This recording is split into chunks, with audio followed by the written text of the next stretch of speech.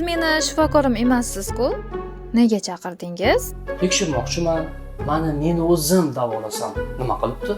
Qolaversa, juda ham ketib o'rgan ayol ekansizda. Tortay qo'lingni uyatsiz. Qashqadaryoda xuddi shunga o'xshash ko'rinishda bemor ayolga shilqimlik qilgan shifokor qamaldi. Ma'lum bo'lishicha, joriy yilning 14-yanvar kuni soat 22:30 larda kechki navbatchilikda turgan Mirishkor tumani tibbiyot birlashmasida ishlovchi erkak shifokor davolanish uchun yotqizilgan bemor ayolni davolovchi shifokori bo'lmasa-da, tekshirish maqsadida muolaja xonasiga chaqirgan.